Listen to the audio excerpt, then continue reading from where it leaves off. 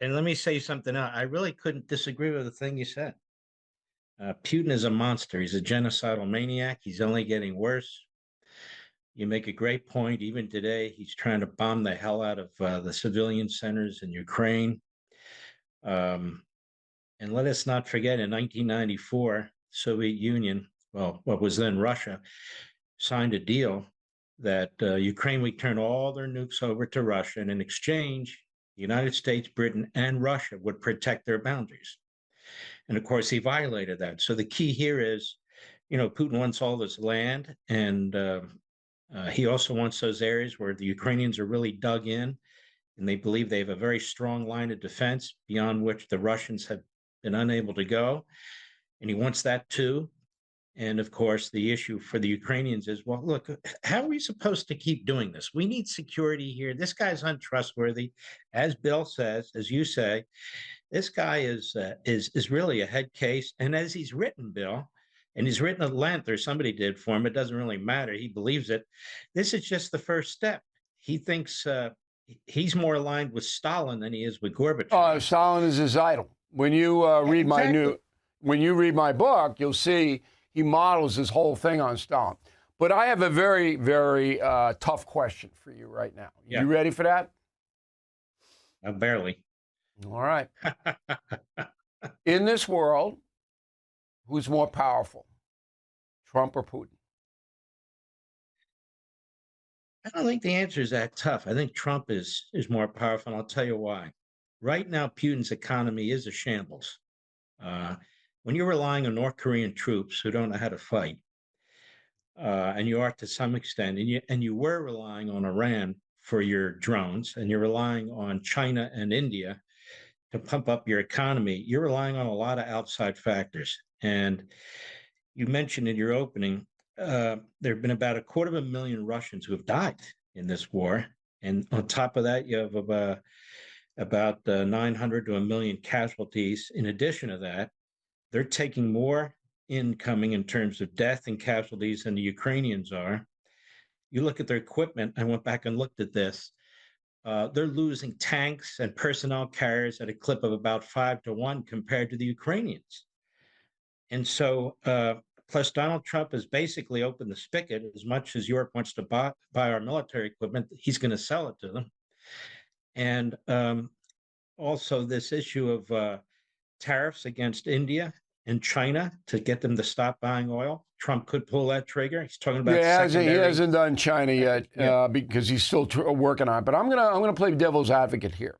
go ahead. In this negotiation, because I'm going on the framework of your book. In this negotiation, Putin holds more power than Trump. And the reason is that Putin knows that NATO and the United States will not go to World War III to save Ukraine. What do you think? Well, I don't think that's the test. I think the test is whether or not they'll go to World War III. Putin is more concerned about holding on to what he has. Then Trump leaves office. Then he figures he'll be able to roll over any Democrat and most Republicans. That's my concern. I don't think he's thinking about World War III with Donald Trump in position. See, he saw what Trump did with Iran, and he knows from his perspective, Trump is a wild card. He's not sure what Trump's going to do, and most people aren't. But Trump is not the isolationist, as some of the fake MAGAs say he is. He's not an appeaser. He's not a pacifist. He's a realist in many respects. So I also think that he saw what Trump was capable of about 3 or 4 weeks ago when Trump lost his patience with him and started to choke India and was planning on choking China, and again was willing to flow arms into Ukraine through Europe purchasing them.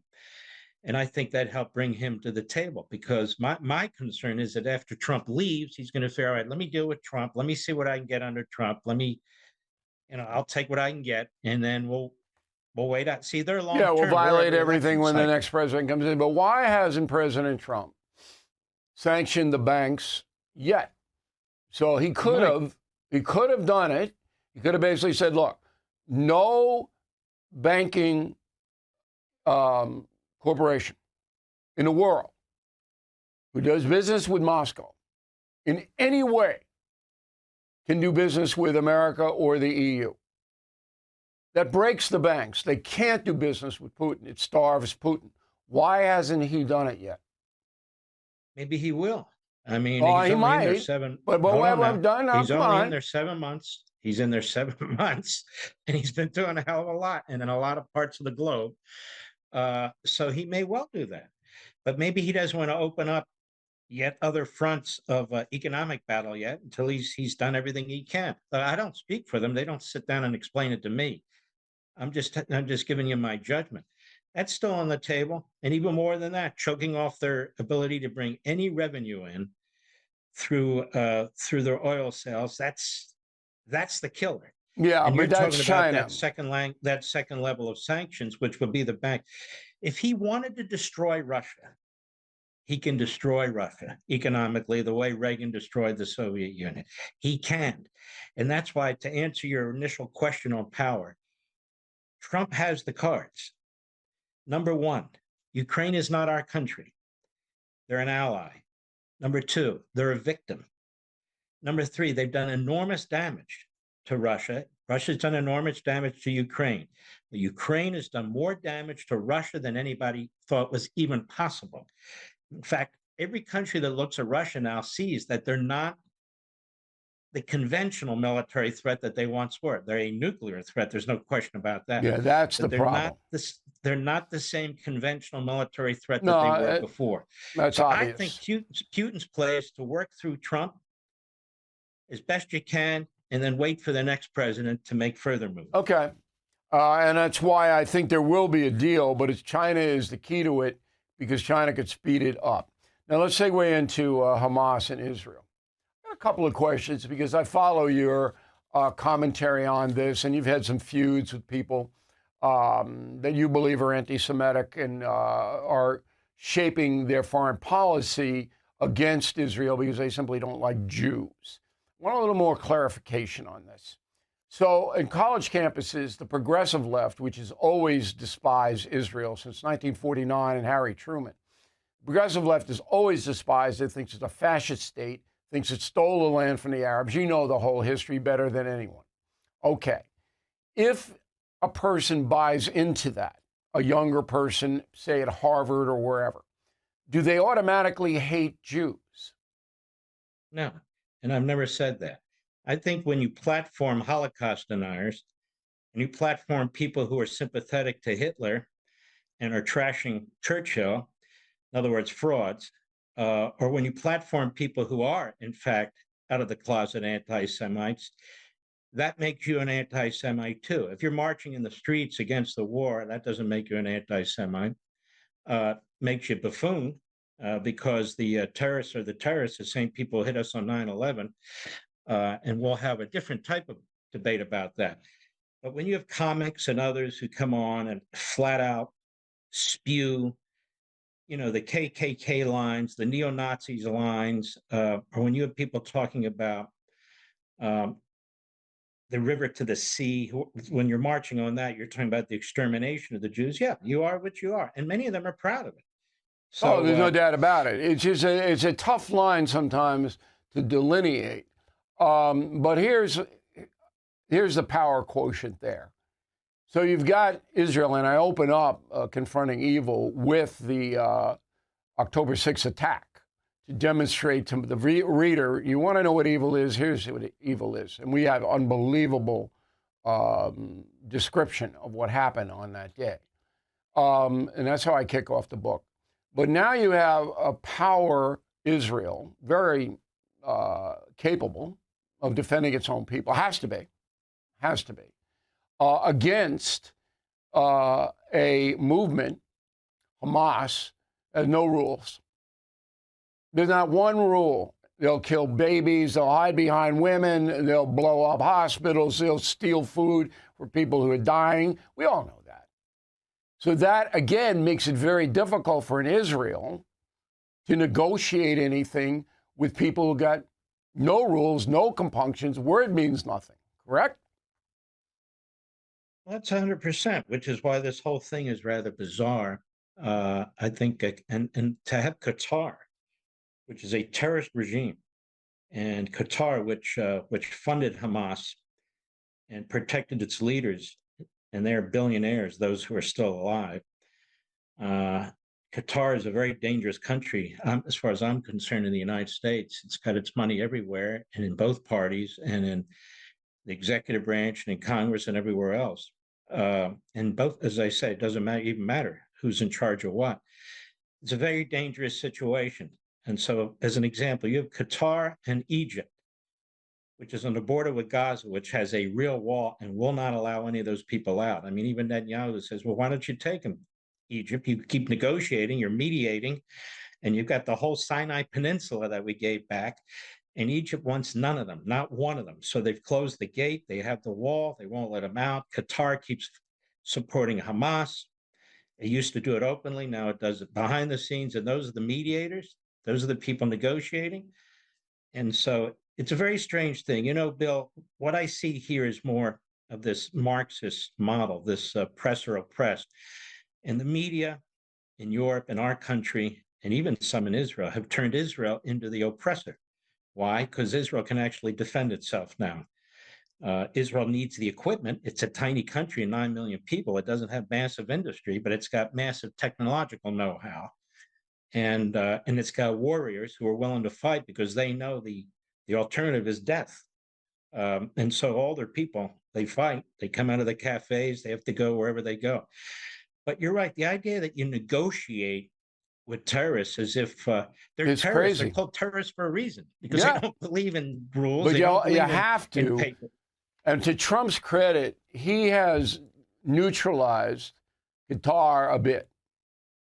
And it's the way he operates. I don't know what his personal feelings are about it. I don't know if he has any. He's neutralized them a bit. Last question for you. Yes, sir. Is there a television network, news operation in America that gives Israel a fair play? Well, I think you do. I think there are certain podcasters who do. I think Fox does. Uh, I think Newsmax does. I think the rest of them, not that I watch them that much, but like on these Sunday shows, they're absolutely horrific. New York Times, Washington Post, they have a whole history of being horrific about this, and they are. They take the Hamas numbers and they regurgitate them. They bring in the most repulsive politicians, whether it's Bernie Sanders or people like that, uh, who come on, and he's an out of the closet Marxist. And you know, he went to a kibbutz in Israel as a young man that was known as a Stalinist kibbutz. This guy's, and they bring him on like he's just your average politician. They bring on people like that who will speak what they know, who will say what they know. So I would say very few. In Europe, it's gotten horrific too. So there's very few. It's really Even takes England and independent Ireland. voices. Even in England and Again? Ireland. Even in England and Ireland, Yes. Israel cannot get a fair shake. No. Can't. But I have to say, you know, we're friends, but they're friends I disagree with. You're very honorable. You play right down the middle, and playing it down the middle means sometimes you got to take a side. The middle is what's the truth, what's the morality, what's virtue, what's the belief system. And as you point out, it's terrorists versus a democratic civilization. And so when you play it down the middle, it doesn't mean 6 terrorists versus 6 Israeli. You play it down the middle. The middle is, okay, who's the aggressor? Who's acting out of good faith? Who is conducting themselves in a highly immoral way, and so forth and so on. So when you play that down the middle, it shouldn't be that hard to know who's right and who's wrong. And that doesn't mean you agree with everything, but it means ultimately there's a good guy and a bad guy. Well, you're astute enough to understand, because you're a historian like I am, that there are facts in this world. And usually when you gather the facts, the truth becomes known. So on a Putin, you know, you'll remember in the beginning of the Ukraine war, you had high-profile people in the United States sympathizing with Putin.